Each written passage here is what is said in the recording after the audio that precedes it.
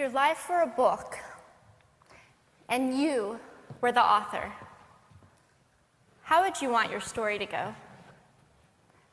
That's the question that changed my life forever.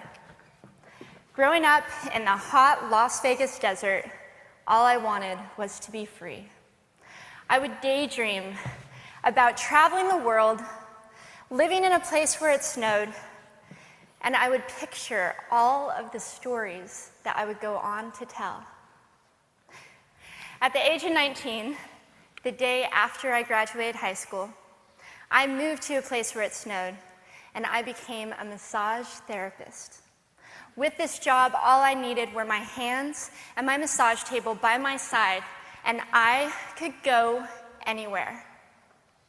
For the first time in my life, I felt free, independent, and completely in control of my life.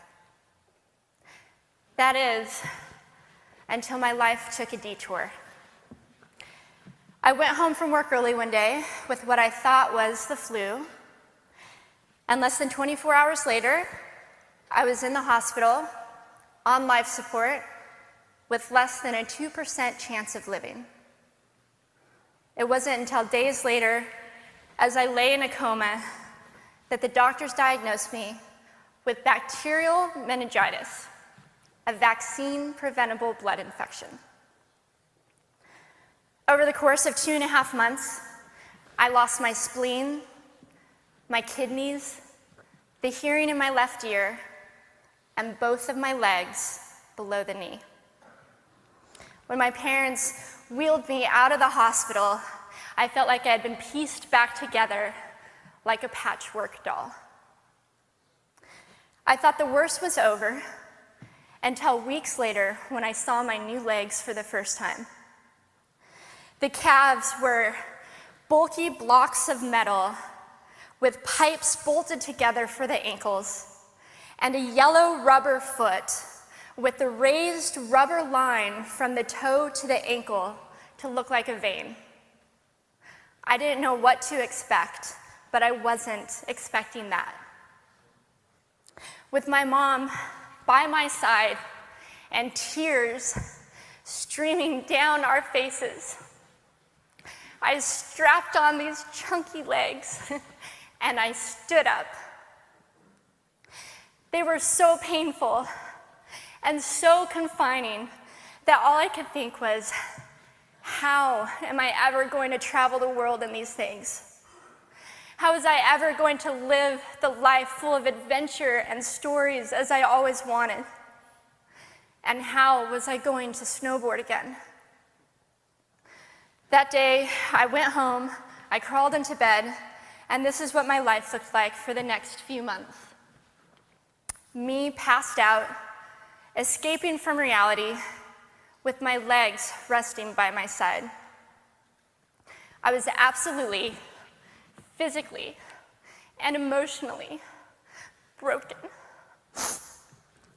But I knew that in order to move forward, I had to let go of the old Amy and learn to embrace the new Amy. And that is when it dawned on me that I didn't have to be 5'5" anymore. I could be as tall as I wanted.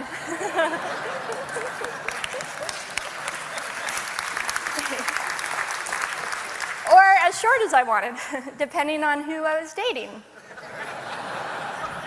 And if I snowboarded again, my feet aren't going to get cold.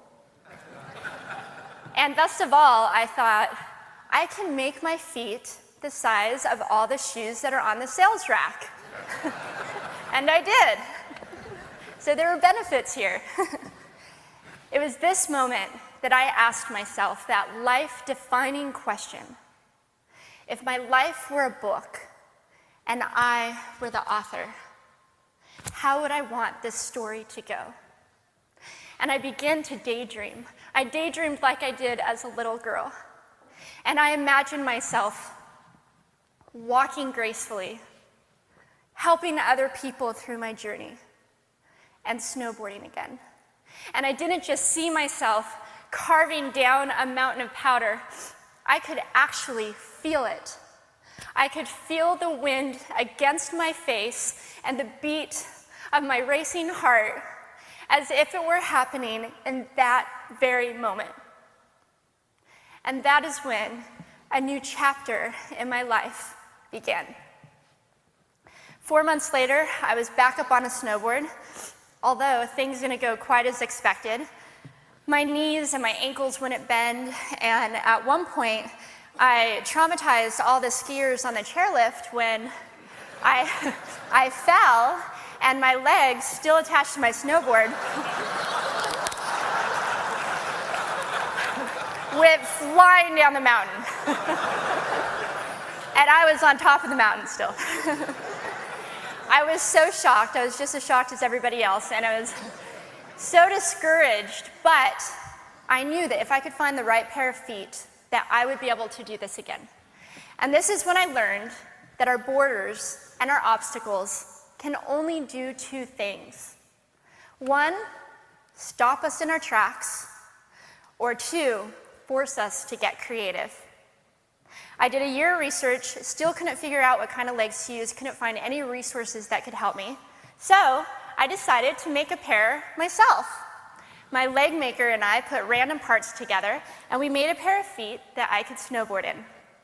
As you can see, rusted bolts, rubber, wood, and neon pink duct tape. And yes, I can change my toenail polish. It was these legs and the best 21st birthday gift I could ever receive, a new kidney from my dad, that allowed me to follow my dreams again. I started snowboarding, then I went back to work, then I went back to school. Then in 2005, I co-founded a nonprofit organization for youth and young adults with physical disabilities so they could get involved with action sports. From there, I had the opportunity to go to South Africa, where I helped to put shoes on thousands of children's feet so they could attend school. And just this past February, I won 2 back-to-back World Cup gold medals.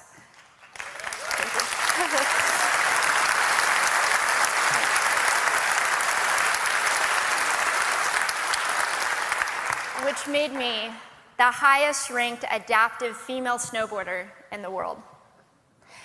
11 years ago, when I lost my legs, I had no idea what to expect. But if you asked me today if I would ever want to change my situation, I would have to say no. Because my legs haven't disabled me. If anything, they've enabled me. They've forced me to rely on my imagination and to believe in the possibilities. And that's why I believe that our imaginations can be used as tools for breaking through borders. Because in our minds, we can do anything, and we can be anything. It's believing in those dreams and facing our fears head on that allows us to live our lives beyond our limits. And although today is about innovation without borders, I have to say that in my life, innovation has only been possible because of my borders. I've learned that borders are where the actual ends, but also where the imagination and the story begins. So the thought that I would like to challenge you with today is that maybe instead of looking at our challenges and our limitations as something negative or bad, we can begin to look at them as blessings. Magnificent gifts that can be used to ignite our imaginations and help us go further than we ever knew we could go. It's not about breaking down borders. It's about pushing off of them and seeing what amazing places they might bring us. Thank you.